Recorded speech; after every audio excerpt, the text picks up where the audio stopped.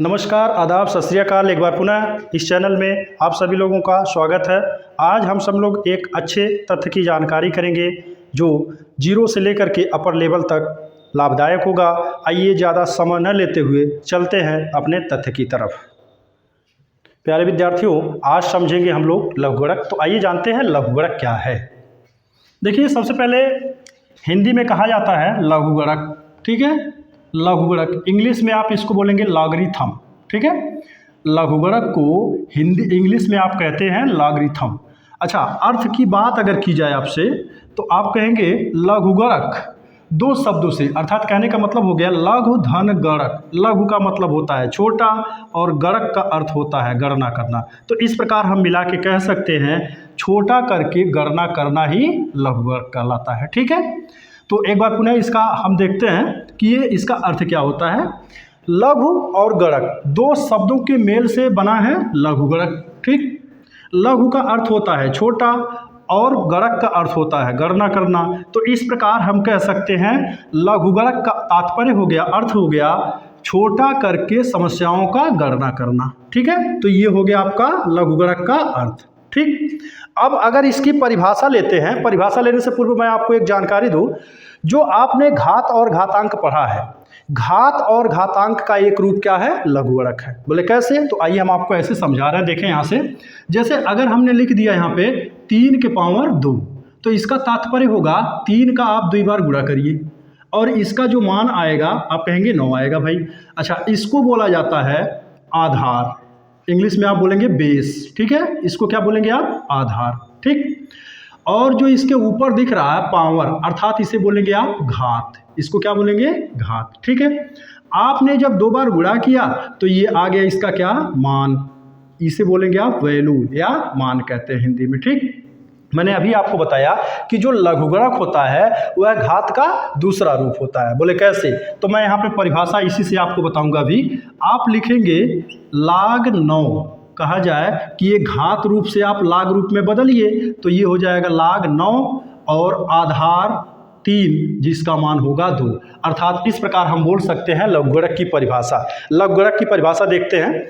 किसी संख्या का वह मान जो उसी आधार पर उसके घातांक के बराबर होता है। अर्थात कहने का आशय हो गया किसी संख्या का वह मान जो उसके आधार पर उसके घातांक के बराबर होता है, उसे आप क्या बोलोगे? लघुगणक कहते हैं, ठीक है। इतना क्लियर हुआ। अब हम जानेंगे इसके जनक के विषय में। अर्थात कहने का आशय हो गया कि आपसे पूछा जाए कि आप बताइए लघुगणक के जनक कौन है, तो बड़े आराम से हम बोलेंगे कैसे? लघुगणक के जनक कौन है? स्कॉटलैंड के गणित शास्त्री, देखिएगा हमने यहाँ पे लिखा है स्कॉटलैंड के गणित शास्त्री या स्कॉटलैंड के गणितज्ञ जॉन नेपियर महोदय, ठीक है। हमने यहाँ पे इंग्लिश में भी लिख दिया है जॉन नेपियर। तो आप कह सकते हो कि लघुगणक, अगर आपसे पूछा जाए, प्यारे विद्यार्थियों, अगर आपसे पूछा जाए कि भाई लघुगणक के जनक कौन है, तो आप बताएंगे जॉन नेपियर है, ठीक है। जॉन नेपियर हैं लघुगणक के जनक। अब अगर पूछा जाए किस सत्र में, तो आप बड़े आराम से बताइएगा। सत्र रहेगा आपका 1614 ईस्वी में, ठीक है।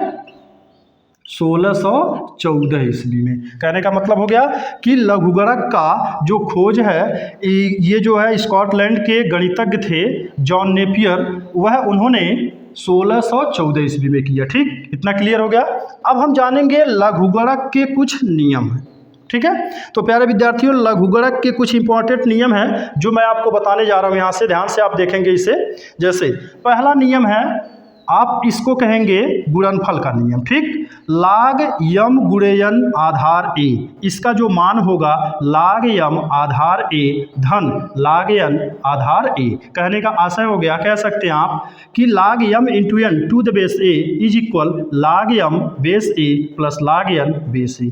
मतलब हो गया अगर लघुगणक में 2 संख्याओं का गुणनफल है तो आप इसका प्रसार करोगे कैसे? पहले नियम के अनुसार, तो आप कहिएगा धन यानी योगफल में करेंगे, ठीक। ये पहला नियम हो गया, ठीक है। तो अगर इसमें अब हम देखा जाए दूसरा नियम क्या है, तो अगर हम देखते हैं log m बटा n आधार a, बराबर होगा क्या, log m Aadhaar a minus log n Aadhaar a।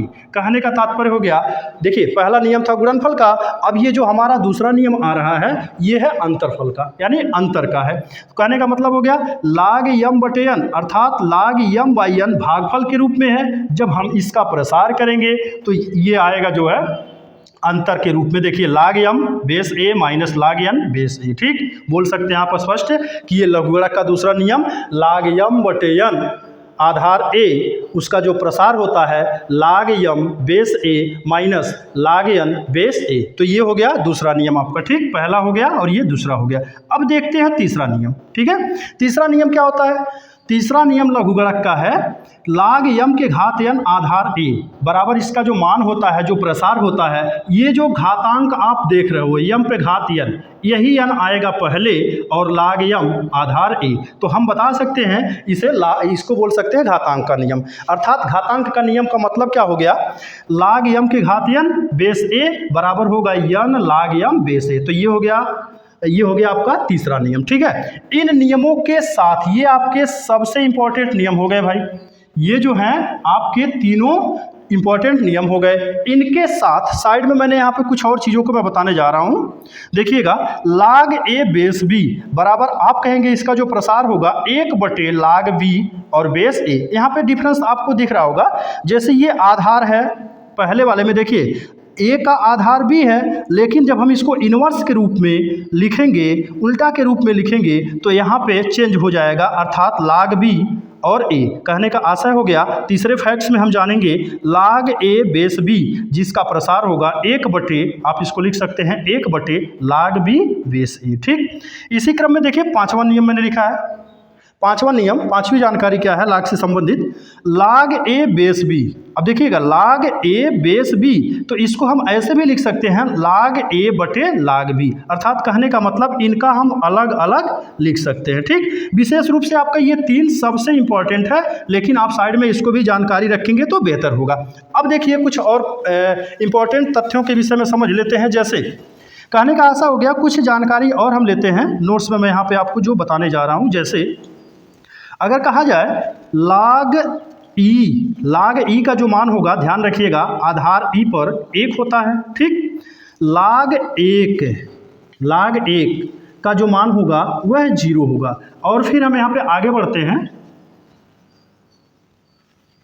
इसी प्रकार अगर हम एक एक जीरो बढ़ाते जाएं, जैसे log 10 जिसका मान होगा 2, log 100 इसका मान आप बता देखिए log 10 का, सॉरी थोड़ी सी मिस्टेक हुई, log 1 का मान 0 हो गया, और आप यहाँ समझेंगे log 10 का जो मान होगा 1 होगा, और log 100 का जो मान होगा वह 2 होगा। इसी क्रम में आप जितना 0 बढ़ाएंगे उतना ही बढ़ता हुआ चला जाएगा। log 1000 तो ये आप कहेंगे 3 होगा, ठीक है। तो आज देखिए हम लोगों ने लघुगणक का अध्ययन किया। सबसे पहले हम लोगों ने जाना इसका अर्थ कैसे ये मिलके बना है, उसके बाद इसका परिभाषा जान लिया, फिर इसके जनक को हम लोगों ने सीखा, और जनक किस सत्र में इसका खोज किया गया उसको भी हम लोगों ने सीखा, और लघुगणक के 3 नियमों को आपको बताया गया। साथ ही मैंने 2 इंपॉर्टेंट फैक्ट्स और बताएं, और उसके बाद मैंने लास्ट में आपको ये कुछ महत्वपूर्ण जानकारियाँ दी। हम उम्मीद करते हैं कि आप लोगों को यह वीडियो समझ में आया होगा, और इन्हीं सब उम्मीदों के साथ आप जो है मैं आपसे यही कहना चाहूँगा कि ये वीडियो अगर हमारा बेहतर लगे आपको तो आप लाइक करिएगा, शेयर कीजिएगा अपने मित्रों में, दोस्तों में, और सब्सक्राइब कीजिएगा, ताकि हम इसी प्रकार से संबंधित आने वाले समय में हम आपको अच्छी वीडियो से अवगत कराते रहें।